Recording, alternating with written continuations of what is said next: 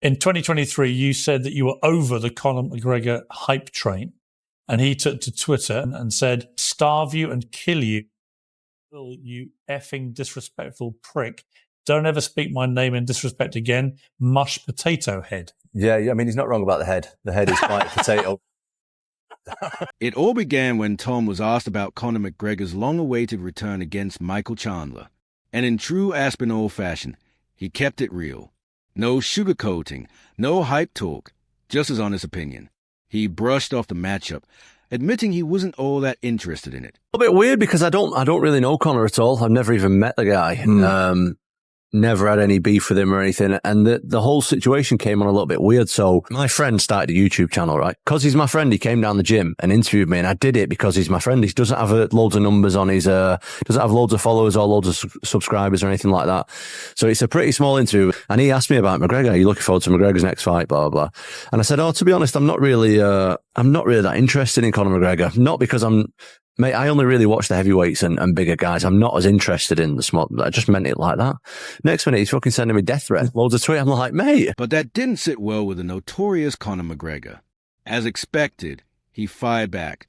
Since then, McGregor has been taking shots at Aspinall on social media, throwing subtle jabs, dismissing his rise, and even going as far as claiming that Jon Jones would completely destroy him if they ever met inside the cage. What about Conor McGregor? He's been very scathing of you on social media, taking you on a few times. What do you feel about him? I don't know Conor McGregor. I've never met him. I don't know why he chooses to do that. But I don't know why he's so offended. I just said I'm not. Have you met him? No, I've never met him. Never met him. What would happen if you met him? Nothing against him. Nothing. Unless. I mean, you're massively bigger than him. I'm not bothered. I'm not interested in Really? Stuff. Yeah. Not bothered. And here's where things get wild. This isn't just some harmless back and forth. McGregor and Aspinall are both UK-adjacent stars, so you'd expect at least a bit of regional support or mutual respect. Instead, Conor's doubling down, taking shots at one of the few UK fighters who actually hold a title right now.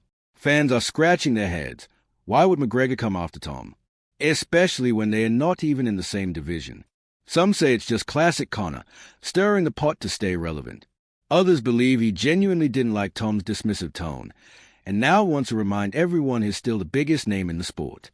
But here's where it gets really interesting. Tom fired back. He didn't lose his cool or get dragged into the trash talk, but he made one thing crystal clear. He's not here to play games.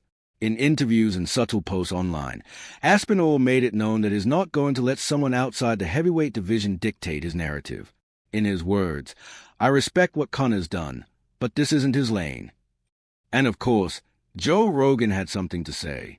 On his podcast, Rogan couldn't believe it, calling the whole situation bizarre and pointing out that McGregor has plenty to worry about already with the Chandler fight. I wonder if he looks at Michael Chandler. But how much time does he need before he gets back and competes once he gets back in the pool? I think 6 months is what they say. 6 months? Yeah. Do you think his leg's still fucked up?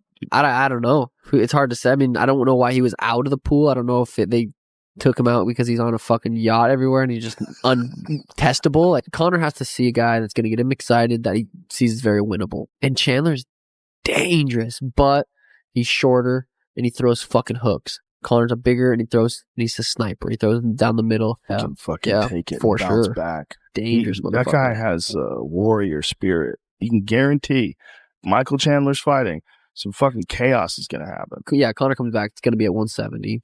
He's got to be. He's fucking massive. But he's also still shooting a movie, isn't he? You cannot shoot a movie and fucking train for a fight. You just can't do it. You can't do anything and train for a fight. No, you can't. Because here's the thing.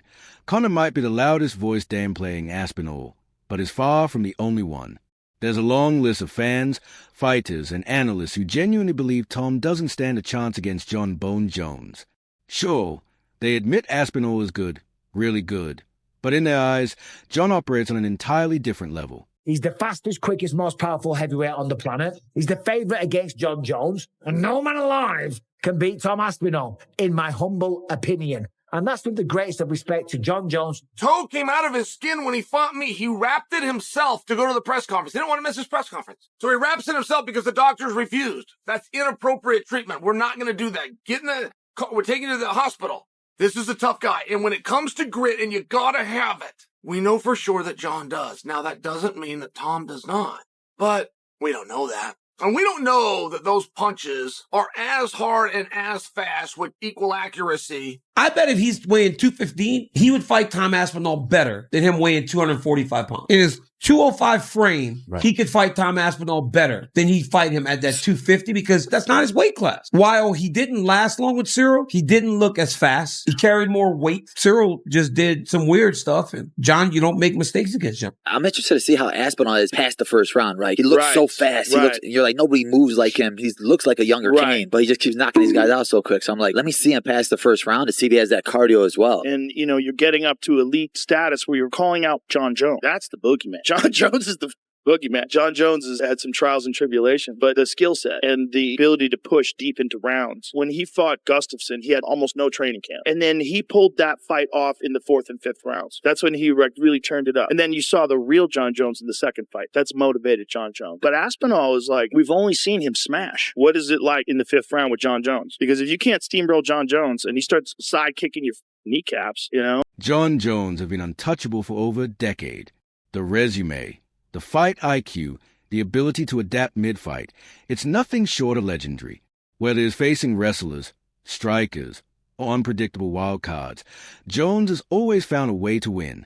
And for some critics, Tom's big win over Sergey Pavlovich just isn't enough to convince him he belongs on that same level. As I said before the fight, Stipe Miocic has not won a fight in 4.5 years. His only fight in the last 4 years was a loss to Francis Ngannou 3.5 years ago, and he got destroyed in that one. And by the way, he looked even better in that than he did in this one. This is a man who looked like he needed a new hip at a UFC event recently, right? He is so broken down from the old Stipe, from the vintage Stipe Miocic that once was. I am not even exaggerating when I say his hand speed and his punch accuracy was significantly worse than Iron Mike Tyson, 58-year-old Mike Tyson who fought Jake Paul the other day. You can cash checks all you want, bro. You are a duck. And that is now your legacy. We will always remember that the supposed greatest of all time didn't have the balls to get in the cage with Tom Aspinall. That was the way to do it. Well, I'll allow that, right? It's a good way to go out. Fair enough. I can imagine that was a great